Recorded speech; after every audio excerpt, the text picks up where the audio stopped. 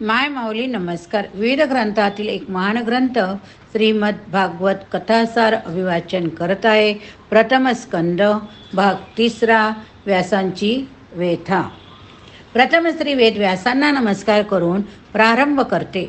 नमो भगवते वासुदेवाय, नमो भगवते वासुदेवाय.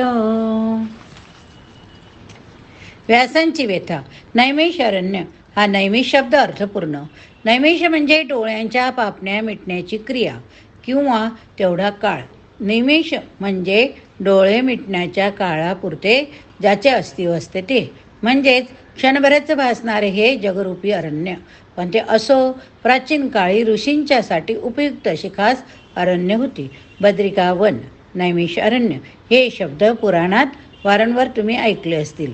अशा त्या नैमिष अरण्यामध्ये शौनक ऋषी अनेक ऋषींबरोबर राहत होते. त्यांनी एकदा मोठा यज्ञ केला. भगवंताची प्राप्ती व्हावी हा त्यांचा संकल्प होता. सूत ते हे महामुनी होते, महाज्ञानी.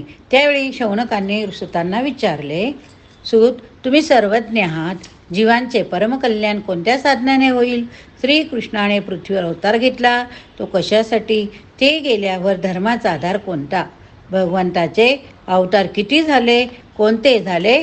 कृपा करून आम्हाला सांगा. अर्थात सुत म्हणाले, भगवत प्राप्ती हेच ध्येय, ज्ञान वैराग्य युक्त भक्ती हेच साधन. श्रवण, कीर्तन, ध्यान, आराधन सर्व काही श्रीकृष्णाचेच करावे. श्रद्धा व विश्वास दोन पायांनी भगवंताकडे मन जाते. भगवत श्रवणाने कृष्णचरित्र, श्रवणाने अशुभ वासना नष्ट होतात, भक्ती स्थिर होते, आसक्ती नष्ट होते, भगवत तत्व स्पष्ट होईल, अनुभवानेच जाणले जाईल. सत्व, रज, तम स्थिती, उत्पत्ती, विनाश, विष्णू, ब्रह्मा, रुद्र तिन्ही तेच आहेत. वेदांचे यज्ञाचे तात्पर्य तोच, ज्ञेय तोच, तप त्यासाठीच, सर्व धर्माचे अनुष्ठान त्यासाठी. माया 3 गुण ही त्यांची लीला, विलास तोच परमगती होय. समस्त लोक निर्माण करणारे भगवंताचे स्वरूप, त्याला काय म्हणतात? पुरुष म्हणतात.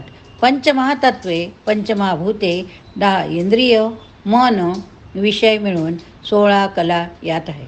17वी कला म्हणजेच तो ब्रह्मरूप श्रीकृष्ण. कारणरूपी मूल प्रकृती हा एक सागर, त्यात तो परमपुरुष योग समाधीत आहे. त्याच्या नभी कंबळातून एक दिव्य कमळ, एक तेजस्वी विशाल आवर्त उद्भवला. 4 दिशांनी शक्तीचा प्रभाव पाडणारा ब्रह्मदेव त्या आवर्तनाच्या ठिकाणी प्रगटला. विराट पुरुषापासून सप्तलोक, सप्तपातळे उत्पन्न झाली.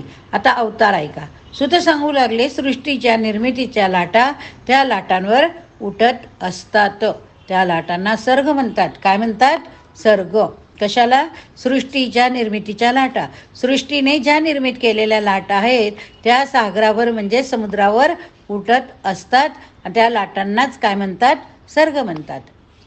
पहिली दिव्य लाट उसळली. कुमारांची उत्पत्ती त्या लाटेने झाली.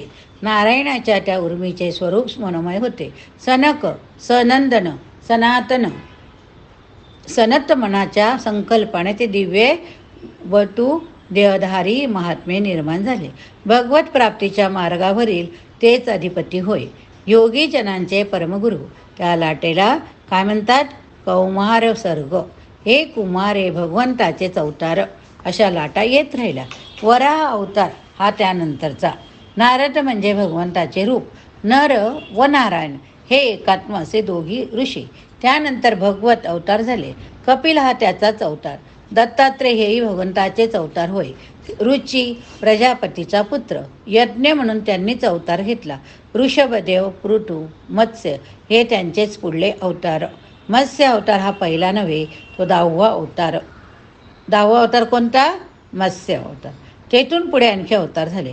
ते कुर्म, धन्वंतरी, मोहिनी, नरसिंह, वामन, परशुराम, व्यास. 18वा राम, 19वा अवतार बलरामाचा, 20वा अवतार श्रीकृष्णाचा. पुढे कल्की नावातच एक अवतार तयार होणार. शंबल ग्रामात विष्णू यश ब्राह्मणाच्या घरी सर्व धर्माची घडी पुन्हा नीट घालण्यासाठी. पण त्या दुसऱ्या गोष्टी आहेत. आपले जे शरीर जड आहे त्यापेक्षा अव्यक्त अदृश्य असे शरीर होय, त्यात भगवंताचा अंश शिरतो. तो अव्यक्त अवतार जीवभावास तोच प्राप्त होतो. त्याला पुन्हा पुन्हा जन्ममरणाचे फेरे फिरावे लागतात.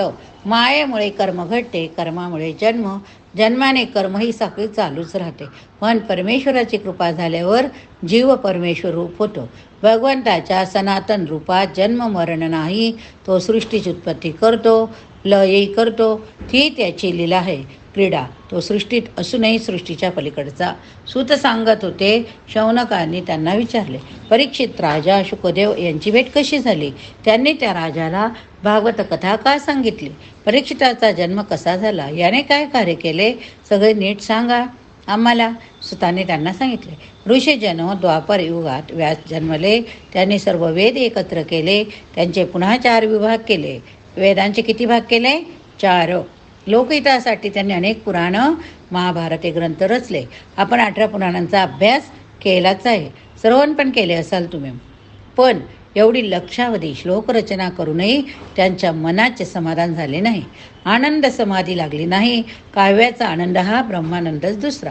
त्याला ब्रह्मानंदाचा भाऊच म्हटलेले होय. व्यासांना काव्यरचनेत कृतज्ञता वाटली नाही. त्यामुळे त्यांचे मन विष्पन्न झाले. अशा वेळी नारद मुनीचे तेथे आगमन झाले. खिन्न वदन व्यास चौकस नारद. पहिला प्रश्न, काय हो आपण आणि उदासीन? पुराणे रचलीत, दैवतांची उपासना लोकांना शिकवलीत. ते ब्रह्मवैवर्त, ते स्कंद पुराण, ते शिवपुराण, वायुपुराण, त्या स्तोत्र आहे ते आपणच म्हणा, खिन्नता दूर होईल. बघा, आपण या पुराणांचा श्रवण केलंच असेल. महाभारताचे तुम्ही करते विष्णू अर्जुनाला युद्धाचा उत्साह देणारा उपदेश तुम्हीच पंक्तिबद्ध केलात. योगाचे परमोच्च शिखर गाठले आणि विषमता, विश्वास बसत नाही.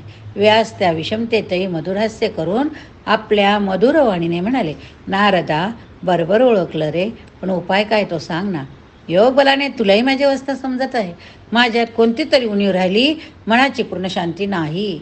आपण परमकल्याण करणारे भगवंताचे चरित्र गायले काय? नारदाने त्यांना विचारले.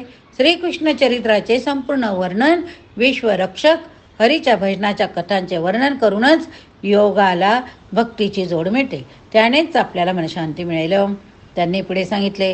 श्रीकृष्ण प्राप्तीची महती सांगता सांगता नारदांचे मन भूतकाळात दूर दूर गेले. पूर्वजन्मातले आपले चरित्र नारदांना आठवले. व्यासांना ते सांगू लागले. गेले जन्मी मी ब्राह्मणाच्या घरी एका दासीचा पुत्र होतो. माझा स्वभाव चांगला होता म्हणून ब्राह्मण वर्ग माझवर संतुष्ट होता. चातुर्मासात काही योगी तेथे येऊन राहिले. त्यांची मी नेहमी सेवा करी. त्याने माझे चित्त शुद्ध झाले. ते रोज भगवंताच्या कथा सांगत असत, हरिकथा कीर्तन करीत असत. माझ्याही चित्तात कृष्ण भक्ती उदयास आली. जाताना त्या योग्यांनी मजोर कृपा केली, मला गुढ ज्ञान दिले. सर्व कर्म ईश्वराला श्रीकृष्णाला अर्पण करण्याच्या भवतापावरील उपाय त्यांनी मला सांगितला. आपणही भगवंताच्या प्रेमरसात नाहलेल्या लीलांचे वर्णन करा, त्यातच परमसंतोष आहे. व्यासांना उत्कुट लागले.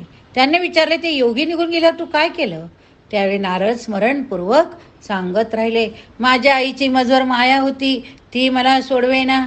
ब्राह्मणाच्या घरीच मी राहिलो, पण हरी हरी हरी हरी असा मनात टाहो फोडत होतो. कुठेच लक्ष लागत नव्हते. देहाने मी तेथे होतो, कृष्ण लीलाने वेडे झालो. काही दिवस असे तळमळत गेले. मला तप करायचे होते, पण बोलायचे कोणाजवळ? एक दिवस माझ्या मातेचा सर्पदंशाने मृत्यू झाला. कशाने झाला?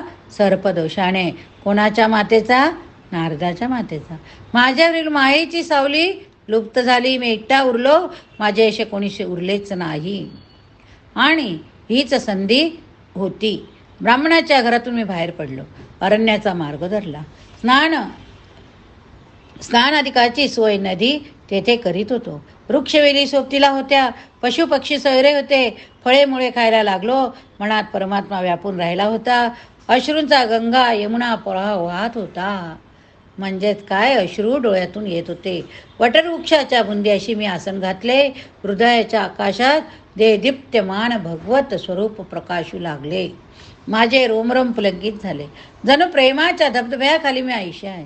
क्षणार्धातच हे स्वरूप विरले. मासा गळाला लागल्यावर तडफडतो, पण मी गळ सुटल्यामुळे तडफडू लागलो.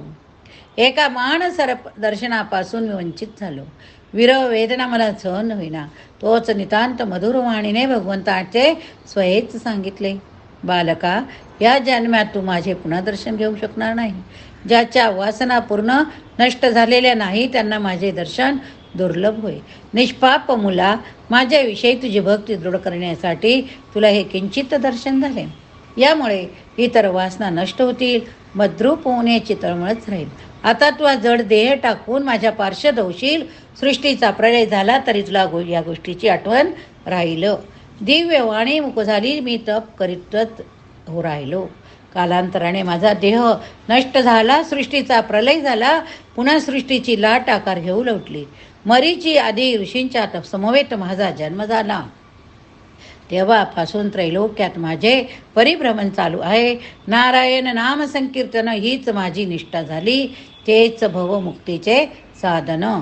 नारायण नारायण म्हणता म्हणता नारदांनी आपली कमल सदृश नेत्र क्षणभर मिटली. पुरुषोत्तमाचे ध्यान केले. त्याच ध्यानात ते तेथून निघाले. त्यानंतर व्यासांनी चित्त भगवंताशी एकाग्र करून भागवत पुराणाची रचना केली. विशेष अधिकारी म्हणून शुकाला ती कथा शिकवली.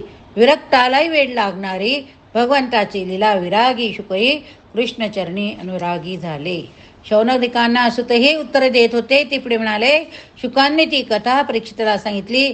त्या परीक्षिताचे जन्म कार्य आता सांगतो. त्याला मोक्ष कसा मिळाला तेही सांगतो. त्या कथेतच भगवंताची सर्व अवतार लीलाही प्रगट झाली. या ठिकाणी हा भाग संपला. पुढील भागात आपण परीक्षिताची कथा बघणार आहोत. हरे नमः. एवं रूपं सदा कृष्ण सोनार्थ का भावये सुधीः देवकी सुतं गोविंद वासुदेव जगत्पते. हरि ओम तत्सत. हरि ओम तत्सत. श्रीकृष्णार्पणमस्तु. श्रीकृष्णार्पणमस्तु. शुभं भवतु.